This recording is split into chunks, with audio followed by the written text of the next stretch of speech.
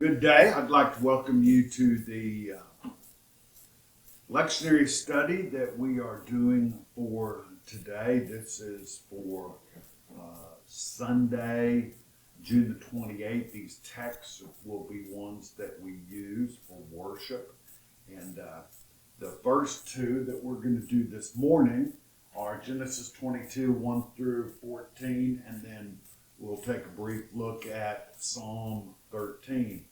One of the things that I want you to know about Genesis 22, 1 through 14 is that it is one of the thorniest, most difficult, theologically troublesome texts in all of the Bible. It is an odd story, and when it happens is almost as odd as that it happens. So, you remember the context of Genesis. We've been looking at Genesis for the last 3 or 4 weeks. And one of the things that has happened is these elderly people, Abraham and Sarah, no big secret. Abraham's 100, Sarah's 90.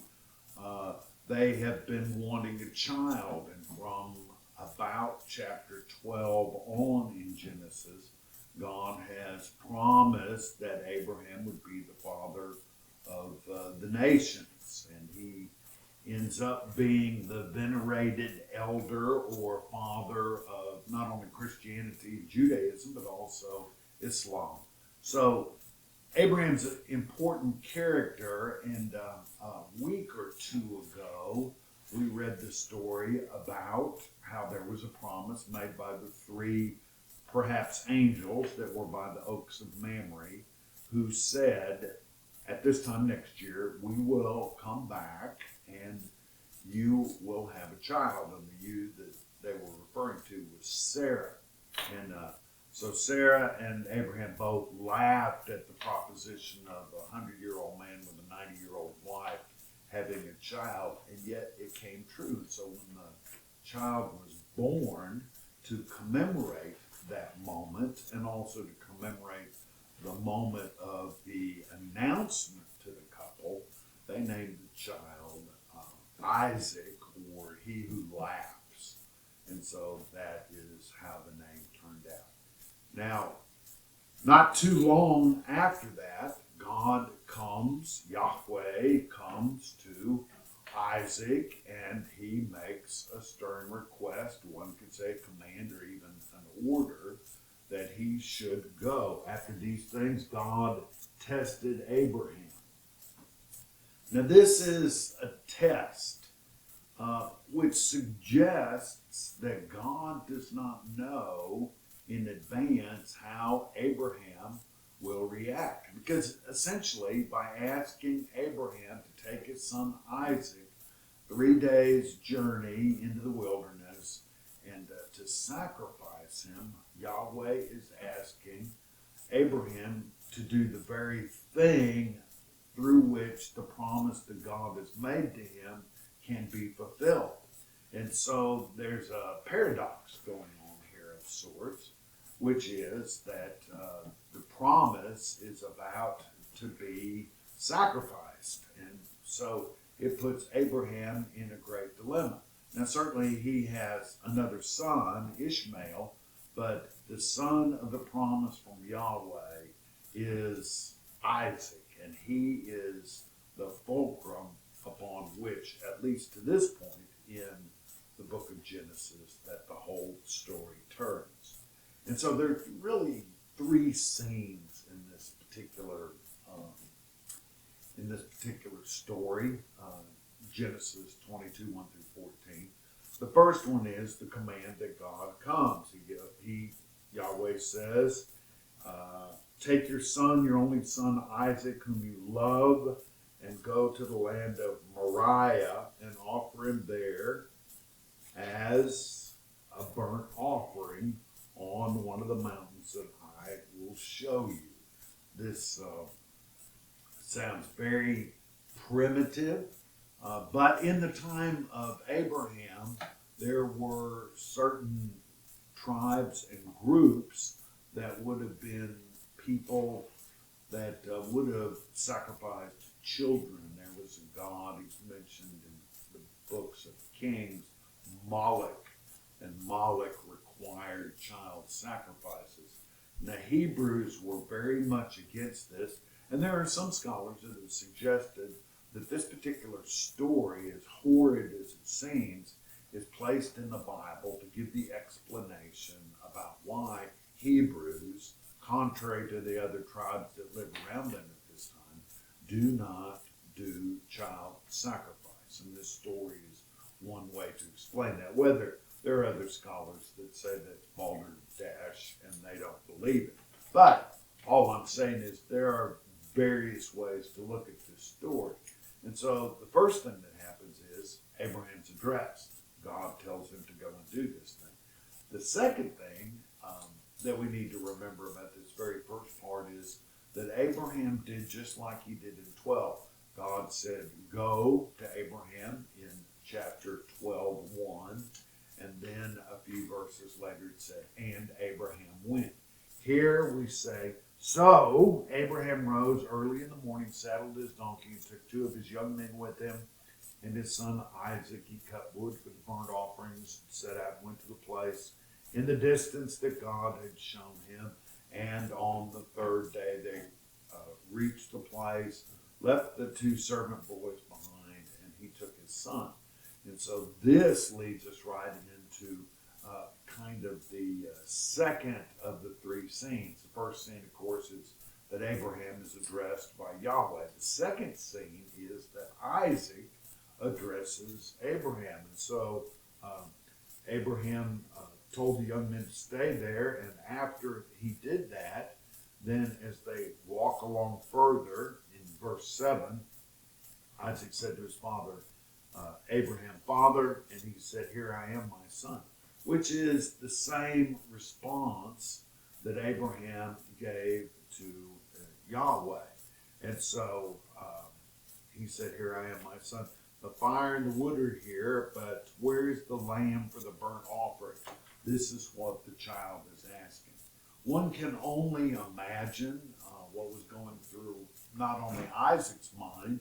He knows they're going to go do a sacrifice, but they don't have anything to sacrifice. There he is. Does he have any inkling of knowledge that he is to be the sacrifice? And what's going on in Abraham's mind? Is he thinking about, maybe I should tell lies to my son to get him to go where I want him to? And the heartbreak that is involved in this son that he has waited for not just years, but decades. And so this story continues.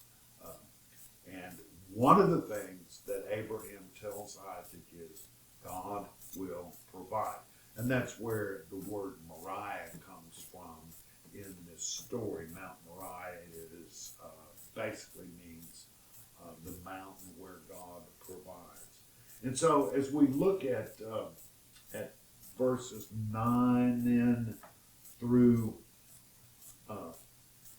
14, we see that they come to the place and to the altar, and he puts the wood down, and he puts Isaac down, and Isaac is at this point bound, and Abraham, as the story tells us, raises his knife to complete the sacrifice that God has commanded him to do, and suddenly an angel comes and stays Abraham's hand, and what he says is to him is, Abraham, Abraham, and then Abraham answered, of course, here I am.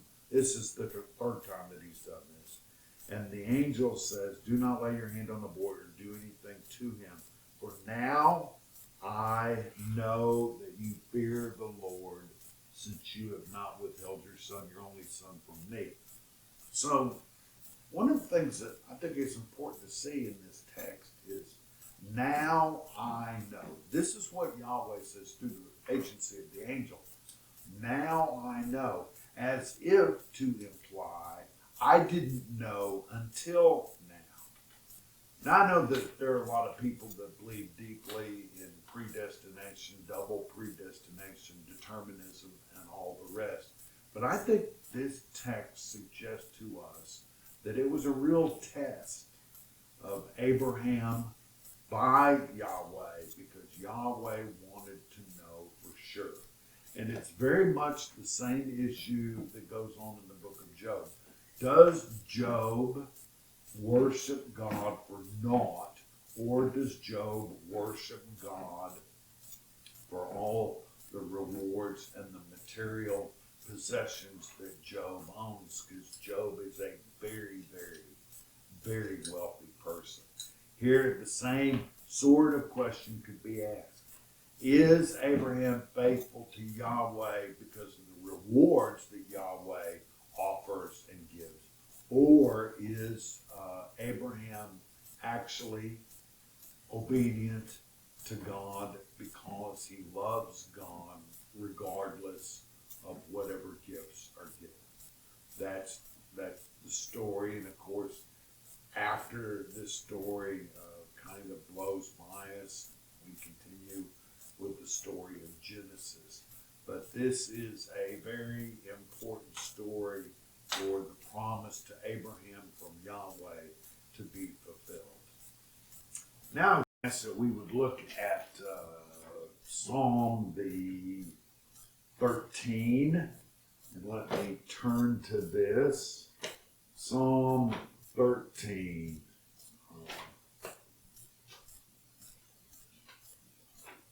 So, Psalm 13 is what we call a psalm of complaint. It really is accusing God of abandoning the one who is praying, or what we would certainly call the psalmist. And so it begins by saying, "How long, O Lord?" This is such a great Jewish prayer. It's almost as if you could see Tevye, the milkman in Fiddler on the Roof, say, "How long, O Lord? How long, God? Will you forget me forever?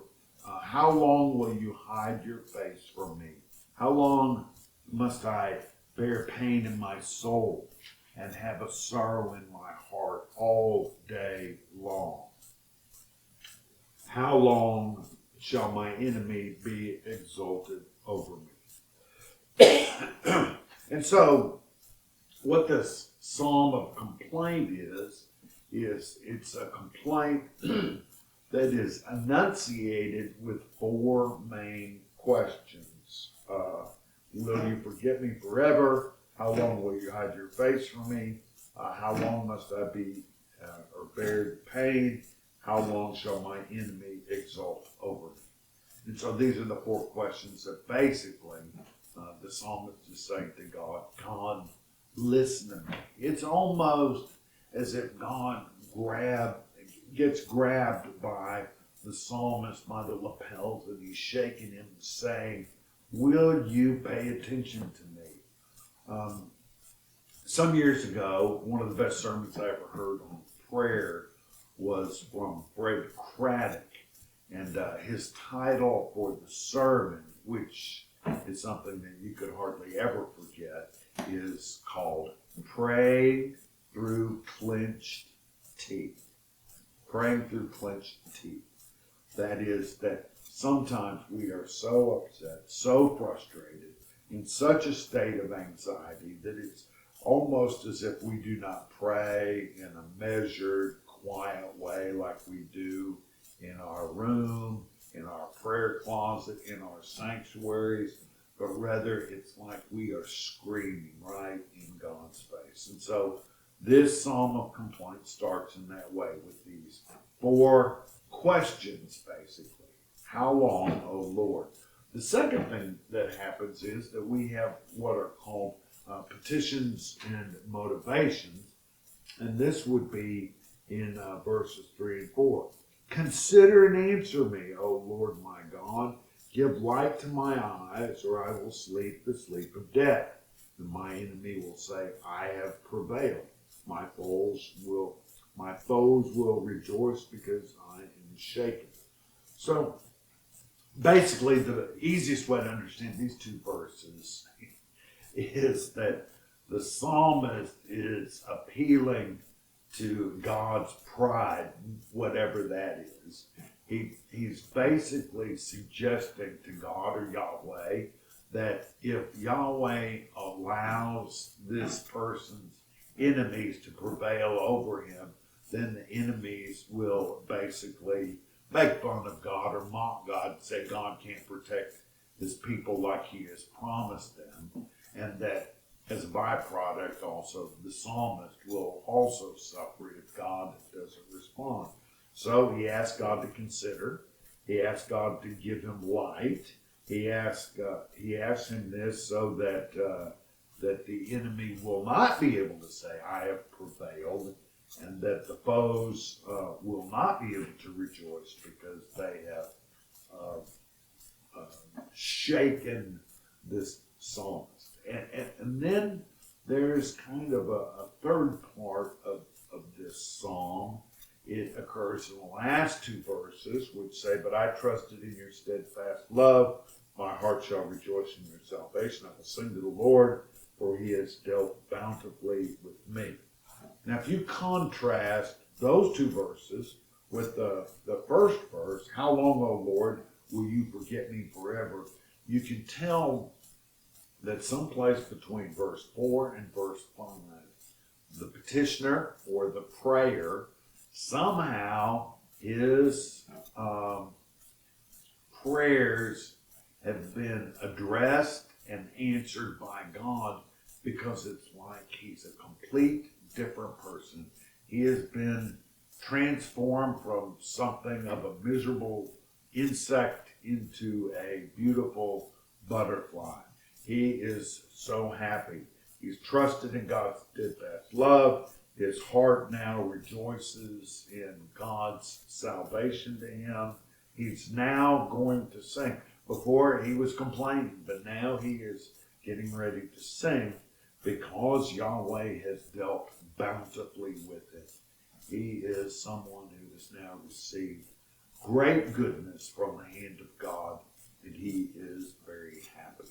This is one of those psalms that starts in a deep, dark place and ends up in a bright meadow full of light and joy. I'd like to thank you for being with us for our Bible study this day. And I would also let you know that if you have any questions about the texts or even the sermons that you may witness on Sunday, that this is our email address, and I would invite you to send anything to it that you wish. So thank you very much for being with us.